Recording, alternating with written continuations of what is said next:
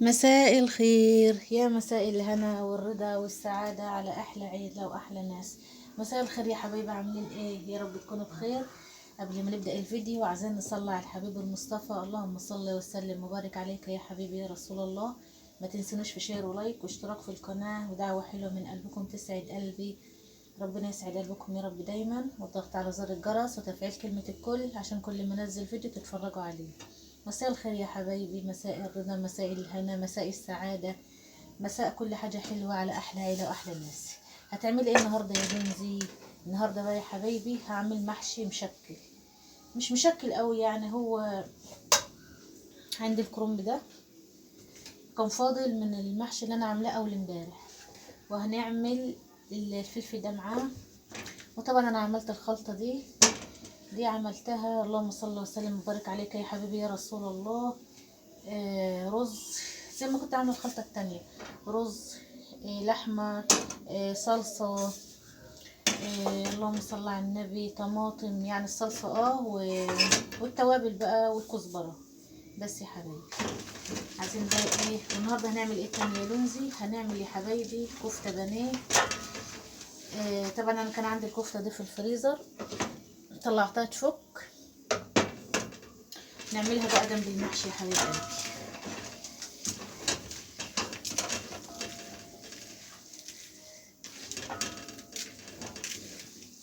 ما شاء الله ريحته حلوة جدا، ما شاء الله تبارك الرحمن. نحشي بقى ونقول بسم الله الرحمن الرحيم. نبدأ بقى ايه، نحط الكرنب من تحت. طبعا الكرنب بتاع المرة اللي فاتت والله يا حبايب قلبي تحفة تحفة تحفة، ما شاء الله. ألف هنا وشفا للي كل، وأنا من ضمن اللي أكلت منه، فالحمد لله رب العالمين. كان زي الورد ما شاء الله في كل حاجة والله. بس يا حبايبي طبعا زي ما انتم شايفين كده ايه، هحط الكرنب تحت والفلفل من على الوش يا حبايب قلبي. شكرا للناس اللي دخلت لي جديد يا حبايبي، شرفتوني ونورتوني وكترتوني يا احلى عيله في الدنيا. بجد انا بفرح والله كتير وببقى مبسوطه كتير ان انا عيلتي بتكبر بيكم، وان شاء الله يا رب يا رب يا رب. عندي امل في الله كبير وفيكم باذن الله، قناتي تكبر بكم باذن الله يا رب. ربنا يخليكم ليا يا احلى عيله في الدنيا. طبعا زي ما انتم شايفين كده ايه، ما بياخدش وقت. ناس كتير بتقولك الكرنب ده صعب في لف، وعمل المحشي بتاعه صعب. مش صعب والله ولا حاجة يا حبيب قلبي، احنا اللي بنصعبها على حالنا. زي ما وريتكم، هو بس عايز ربنا يوسعها علينا وعليكم وعلى كل متضايق يا رب. عايز مكان واسع شوية، حلة تكون حلوة كده تستحمل انها تشيل يعني كرنباية على قد المقاس بتاعها، كان كبيرة كان صغيرة كده يا حبايب قلبي. ما بياخدش حاجة. وزي ما انتم شايفين انا بسلقه وبقطعه يبقى جاهز على الحشو بالشكل ده.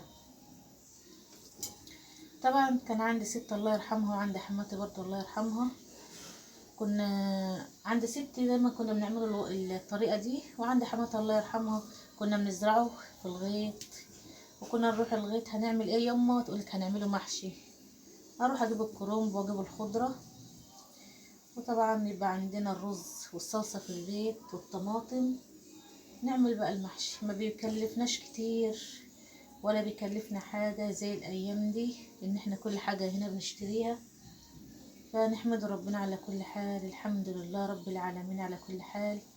ربنا يديمها علينا نعمة ويحفظها من الزوال يا رب، اللهم آمين يا رب العالمين.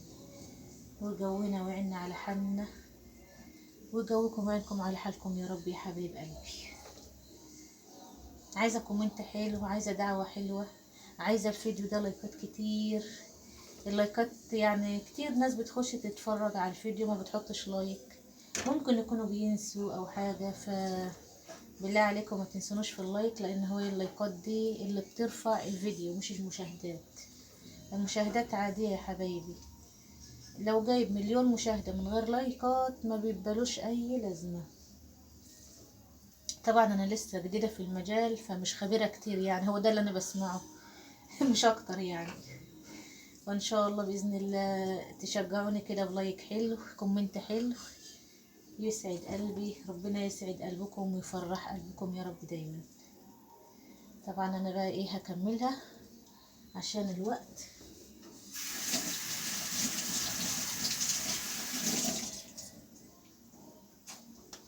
وارجع لكم تاني يا حبايب قلبي. بصوا كده يا حبايب قلبي، كده خلاص خلصت الحلة. كده حشيت الكرنب زي ما انتم شايفين، وحشيت الفلفل نحطه بقى على الوش.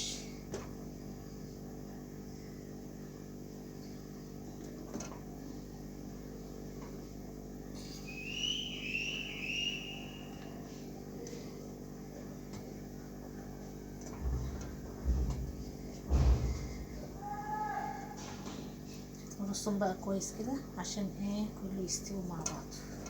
بصوا يا حبايبي، الحمد لله رب العالمين، اترصوا كده بقوا زي الفل.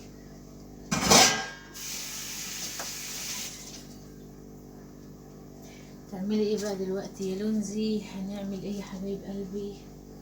كده بقى ايه نغطي الحله علشان احنا ايه مش هنسويها دلوقتي، شويه كده على بالي جوزي ما يكون قرب يجي. هنعمل بقى دلوقتي يا حبايبي الكفته البانيه.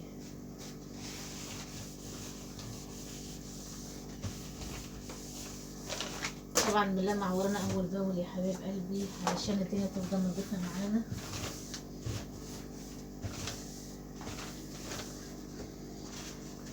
طبعا دي الكفته زي ما قلت لكم، دي كانت عندي في الفريزر. نعملها بقى ايه بالبيض والبقسماط علشان نقليها يا حبيب قلبي. هنا بقى حبايبي ادي الكفته وادي البيض، حطيت عليه شويه ملح وفلفل، فلفل اسود، ونربهم كويس كويس بالشكل ده. وادي البقسماط يا حبايب، حطيت عليه برضو شويه ملح وفلفل اسود بس يا حبيب قلبي. نقول بقى بسم الله الرحمن الرحيم ونبدأ.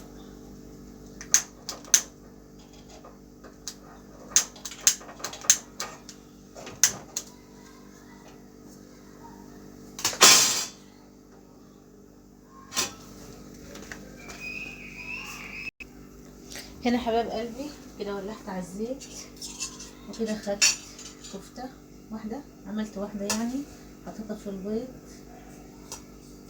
كده بقى ايه نحطها في البقسماط. حلوة جدا جدا والله يا جماعة، تطلع هشة وجميلة. احنا كتير كان عندنا في البلد في الافراح كان الطباخ دايما كان بيعمل الكفتة دي، مرة يعملها بالفراخ مرة يعملها باللحمة بالشكل ده. ناخد بقى واحدة تانية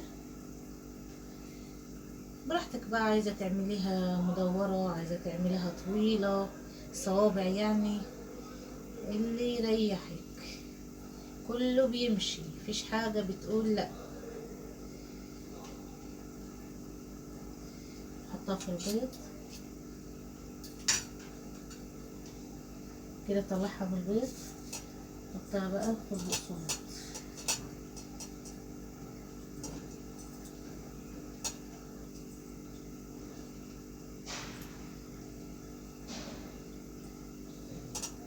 زي البانيه بالظبط.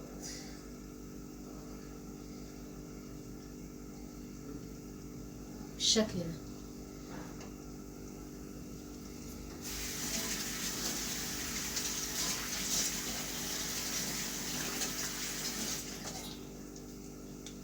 خلصها بقى يا حبايبي وارجع لكم تاني يا حبايب قلبي.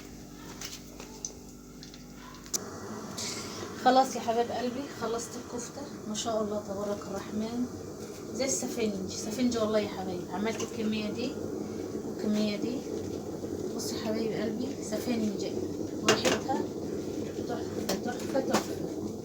نعمل ايه بقى دلوقتي يا لونزي؟ نعمل بقى يا حبايب قلبي الشوربة بتاعي المحشي.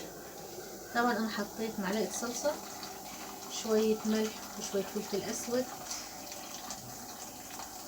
وادي كده ميه مغليه. نجيب عليها بقى يا حبايب قلبي معلقه سمنه حلوه كده.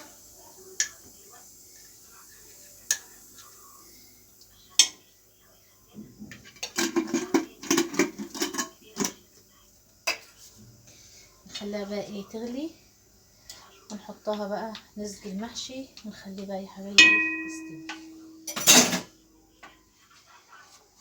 جربوا طريقة الكفتة دي يا جماعة، والله حقيقي تحفة بجد، زي السفنج، ولا مكتومة ولا اي حاجة، هشة وجميلة جدا جدا جدا. طبعا انا ما عنديش شوربة، لما ما يكونش عندي شوربة بعمل كده مية، معلقة سمنة حلوة، معلقة صلصة معتبرة كده، وايه، وشوية ملح وشوية فلفل اسود، بس يا حبايب قلبي.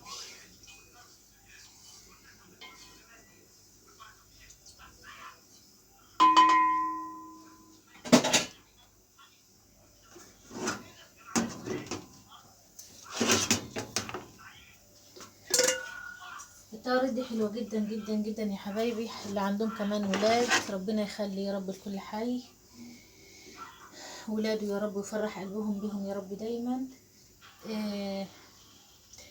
الطريقة دي حلوة، الأطفال بيحبوا البطاطس، بيحبوا البانيه، بيحبوا الكفتة، بيحبوا الحاجات دي.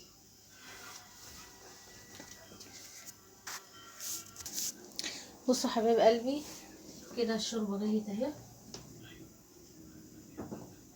نشيلها بقى بالراحة كده. بسم الله الرحمن الرحيم، اللهم صل على بسم الله.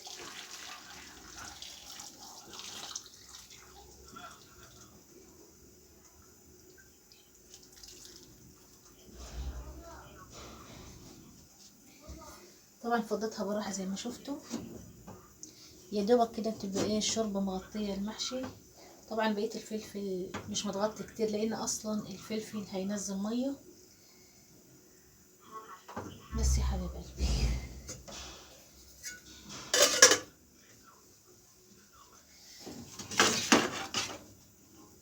نعمل بقى ايه دلوقتي بقى يا لونزي؟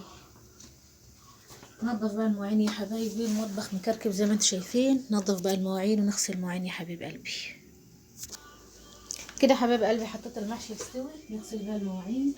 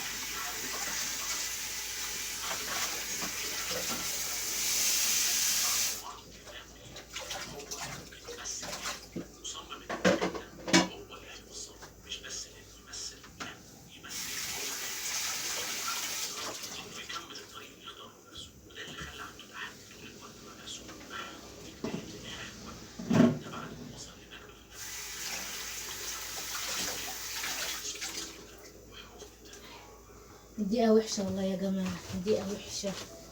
ربنا يوسعها علينا وعليكم وعلى كل متضايقين يا رب، اللهم امين يا رب العالمين. واحد عشان يعمل شوية اكل الدنيا بتتكركب.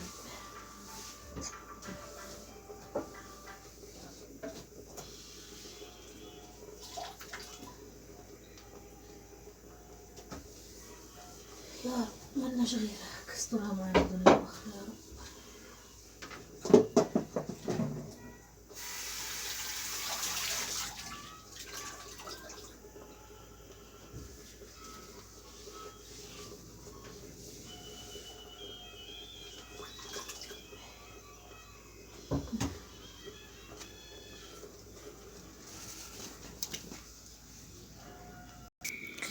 بصوا حبايب قلبي، كده الكفتة خلصت زي ما انتم شايفين، وهنا المحشي خلاص بدأ يغلي زي ما انتم شايفين اهو.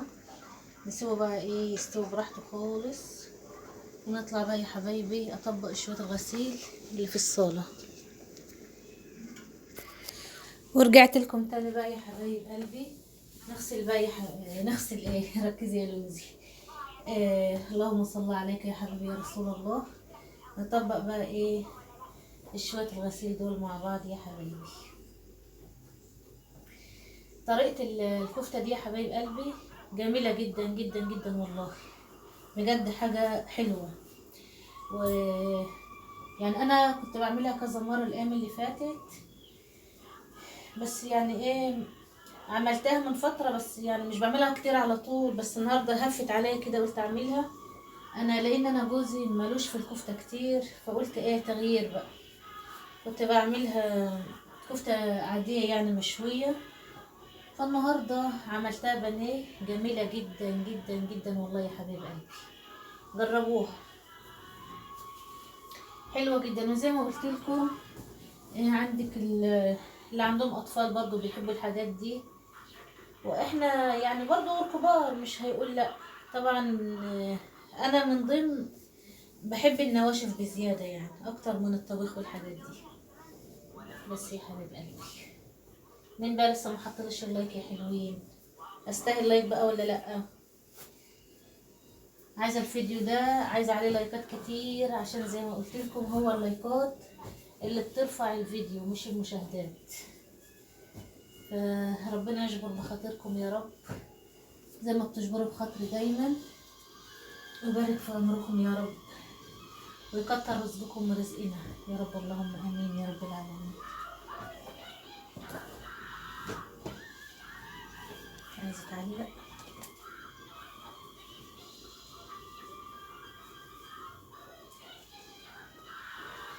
الغسيل ما بيخلصش يا حبيب قلبي، الغسيل ما بيخلص ومالوش نهايه،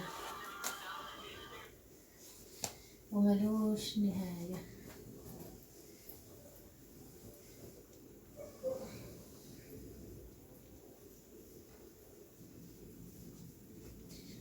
يا رب تعيننا وتقوينا على حالنا، ويقوي الناس كلها على حالها يا رب. انا اللي عايز يتعلق هخليه في جنب، هو اللي عايز يتكوي.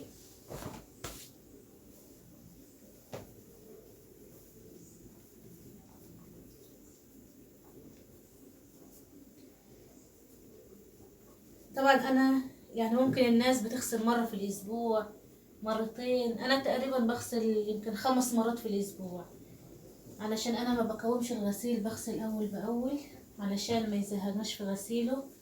يا رب ان شاء الله يا رب يا رب يرزقنا يا رب كده ونجيب غسالة باذن الله، وتريح الواحد بقى شوية من الغسيل بتاع الايد ده. ربنا يرزقنا ويرزقكم يا رب، اللهم امين يا رب العالمين.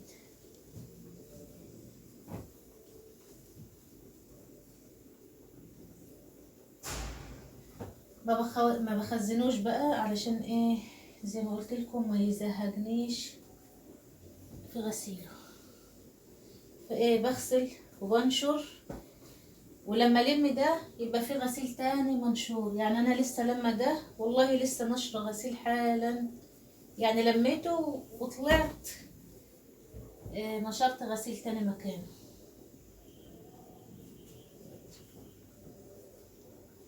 يلا الحمد لله، ربنا يدينا الصحة والعافية يا رب، ما يحوجناش لحد ابدا. نحمد ربنا على كل حال، احنا احسن من غيرنا بكتير، من حمد الله زاده يا حبايبي. واحنا دايما حمدان ربنا على حالنا وعلى نصيبنا وعلى رزقنا. ربنا يبارك لنا فيما رزقتنا يا رب، يبارك لنا فيما رزقتنا يا رب.